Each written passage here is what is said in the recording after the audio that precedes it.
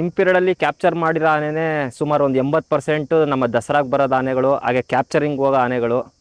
ನಿಮಗೆ ಇದರಲ್ಲಿ ಒಂದು ಒಳ್ಳೆ ಆನೆ ಯಾವ್ದಾರು ಸೆಲೆಕ್ಟ್ ಮಾಡಿ ಇದೊಂದು ಫ್ಯೂಚರ್ಗೆ ಅಂಬಾರಿ ಆನೆ ಆಗುತ್ತೆ, ಕಾರ್ಯಾಚರಣೆಗೆ ಒಳ್ಳೆ ಆನೆ ಆಗುತ್ತೆ ಅಂದರೆ ಯಾವ್ದಾಗ್ಬೋದು ಸರ್?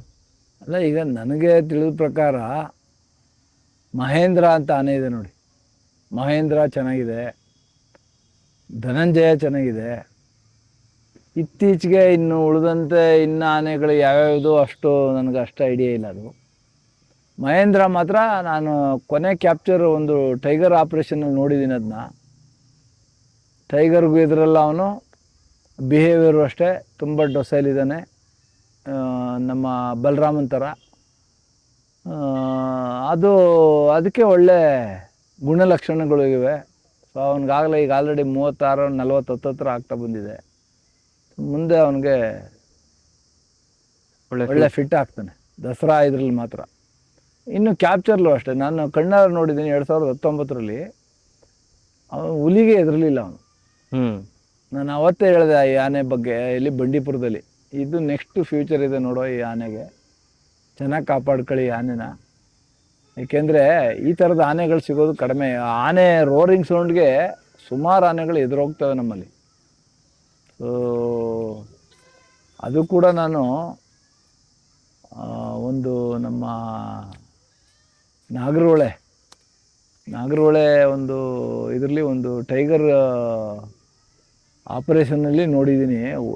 ರೋರಿಂಗ್ ಸೌಂಡ್ಗೆ ಮೆಜಾರಿಟಿ ಆನೆ ಎದುರೋದು, ಎಕ್ಸೆಪ್ಟ್ ನಮ್ಮ ಅಭಿಮನ್ಯು ಮತ್ತು ಭರ್ತ, ಅವೆರಡು ಬಿಟ್ಟು ಮಿಕ್ಕಿದೆಲ್ಲ ಓಡೇ ಬಿಟ್ಟಿದ್ದ ಅವಾಗ.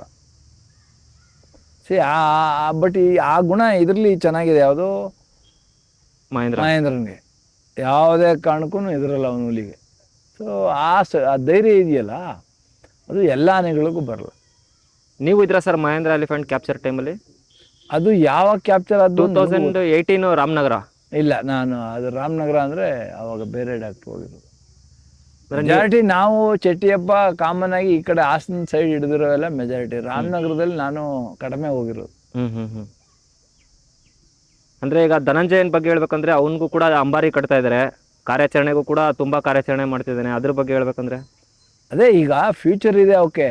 ಬಟ್ ಈಗ ಅವನು ಎಷ್ಟೊತ್ತು ಬನ್ನಿ ಮಂಟಪ ತಲುಪ್ತಾನೆ.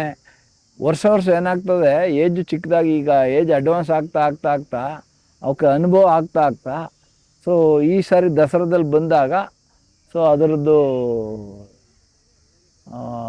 ಏನು ಹೊರ್ತಕ್ಕಂಥ ಸಾಮರ್ಥ್ಯ, ಜನಗಳ ಜೊತೆ ಹೊಂದಾಣಿಕೆ ಆಗೋ ಇದೆಲ್ಲ ನೋಡಿ ಡಿಸೈಡ್ ಮಾಡ್ತಾರೆ.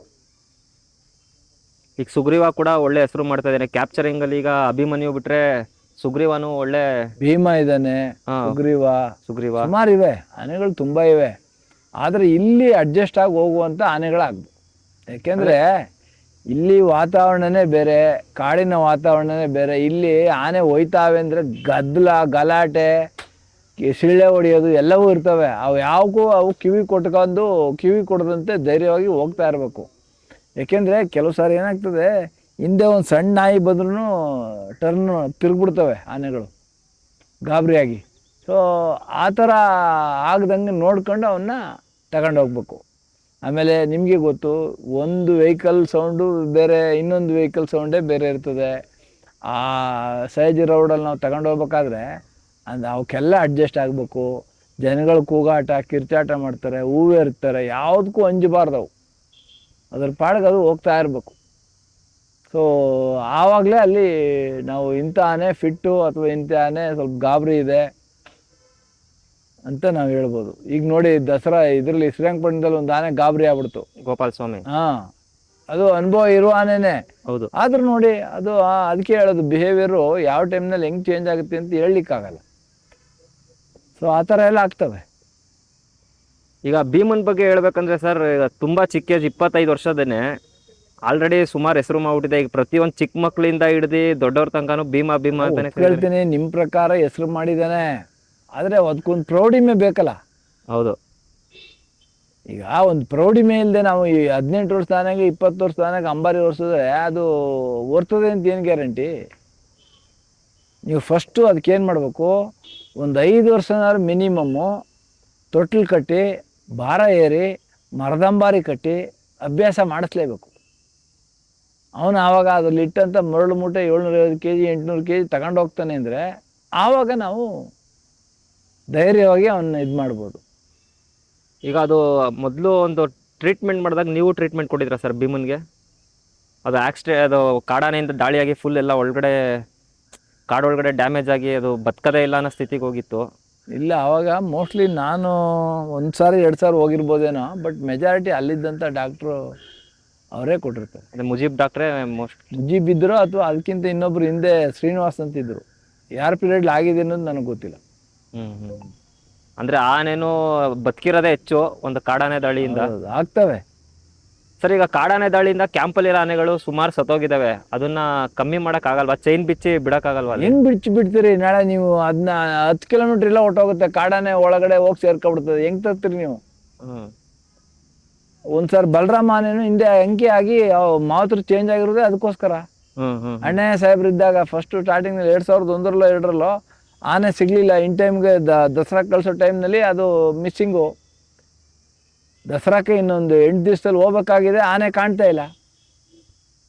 ಆವಾಗ ನೋಡಿದಾಗ ಆನೆನಲ್ಲಿ ಕಾಲಿನಲ್ಲಿ ಚೈನು ಬೇಡಿ ಎರಡೂ ಇಲ್ಲ, ಅದು ಕಾಡಾನೆ ಜೊತೆ ಸೇರ್ಕೊಂಡಿದೆ, ಮಸ್ತಲ್ಲಿ ಇದು ಮಾಡ್ಕೊಂಡು ಮಸ್ತಾನೆ ಜೊತೆ. ಆ ಥರ ಇನ್ಸಿಡೆನ್ಸ್ಗಳಾದಾಗ ಏನಾಗುತ್ತೆ, ನೀವು ಚೈನು ಬೇಡಿ ಹಾಕಲಿಲ್ಲ, ಹಾಕದೇ ಇಟ್ಕೊಳ್ಳೋಕ್ಕೆ ಕಾಡೊಳಗಡೆ ಅಂತೂ ಆಗಲ್ಲ ಕ್ಯಾಂಪ್ಗಳಲ್ಲಿ. ಯಾಕೆ ಅಂತಂದರೆ ಅವನು ಚೈನು ಬೇಡಿ ಹಾಕೋದ್ರಿಂದ ಏನಾಗುತ್ತೆ, ಏರಿಯಾ ನಾಳೆ ಬೆಳಗ್ಗೆ ಈಗ 4 ಗಂಟೆ, ಇವಾಗ ಸಾಯಂಕಾಲ ಬಿಟ್ಟಿರ್ತಾನೆ 4 ಗಂಟೆ 5 ಗಂಟೆಗೆ ಬಿಡ್ತಾನೆ ಅಂದರೆ ಬೆಳಗ್ಗೆ 6 ಗಂಟೆಗೆ ನಮಗೆ ಸಿಗಬೇಕು ಅಂದರೆ, ಹತ್ರ ಇರಬೇಕು ಅಂದರೆ ಚೈನು ಬೇಡಿ ಹಾಕಿದ್ರೆ ಹತ್ರ ಇರ್ತಾನೆ. ಬೇಡಿ ಹಾಕದೇ ಇರೋ ಪರವಾಗಿಲ್ಲ, ಚೈನ್ ಅಂತೂ ಹಾಕಿರ್ಲೇಬೇಕು. ಯಾಕೆಂದರೆ ಡ್ರ್ಯಾಗ್ ಮಾಡ್ಕೊಂಡು ಹೋಗಿರುತ್ತಲ್ಲ, ಆ ಎಳ್ಕೊಂಡು ಹೋಗಿರ್ತಕ್ಕಂಥದ್ದು ನೋಡೇ ಆನೆ ಮಾವುತ ಹಿಂದೆ ಹೋಗಿ ಹುಡಿಕಂತ ಇರೋದು. ಇಲ್ಲಾಂದ್ರೆ ಕಾಡಾನೆ ಹತ್ರಕ್ಕೆ ಹೋಗ್ಬೇಕಾಗತ್ತೆ ಅವ್ನು ಸಡನ್ನಾಗಿ. ಹೆಂಗೆ ಗೊತ್ತಾಗುತ್ತೆ ಕಾಡಾನಲ್ಲಿ? ಹಿಂಗೇನು ಬೈಲಲ್ಲಿ ನಿಂತಿರ್ತಾವೆ ನನ್ನಾನೆ ಯಾವುದೋ ಒಂದು ಪತ್ತೆ ಹಚ್ಚಲಿಕ್ಕೆ. ಸಿಕ್ಕಾಬಟ್ಟೆ ದೊಡ್ಡ ಪೊದೆ ಎಲ್ಲ ಇರ್ತವೆ, ಆನೆಗಳೇ ಕಾಣೋದಿಲ್ಲ ಎಷ್ಟೋ ಸರಿ. ಜಸ್ಟ್ ಆ ಕತ್ತಲಿರೋ ಗಂಟೆ ಸೌಂಡು, ಕಾಲು ಎಳೆದಾಗ ಆಗ್ತಕ್ಕಂಥ ಸೌಂಡ್ ಮೇಲೆ ಮಾವುತ ಕವಡಿ ಅದನ್ನ ಡಿಸೈಡ್ ಮಾಡೋದು. ಎಷ್ಟೋ ಸರಿ ಅವ್ರು ಮರ ಹತ್ತಿ ಕೂತು ನೋಡ್ಬಿಟ್ಟು ಇದು ನನ್ನಾನೇನೋ ಇಲ್ವೋ ಅಂತ ಡಿಸೈಡ್ ಮಾಡಿ ಕರ್ಕೊಂಬರೋ ನಿದರ್ಶನಗಳು ಇವೆ. ತುಂಬ ಕಷ್ಟ ಕಾಡೊಳಗಡೆ ಇದು ಮಾಡೋದು.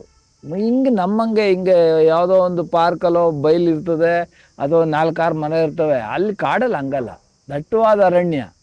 ಒಂದು ಮರ 50 ಅಡಿ ಇರ್ತದೆ, ಒಂದು ಮರ 15 ಅಡಿ ಇರ್ತದೆ, ಒಂದು ಮರ 10 ಅಡಿ ಇರ್ತದೆ, ಒಂದು ಮರ 70 ಅಡಿ ಇರ್ತದೆ ಅಲ್ವಾ?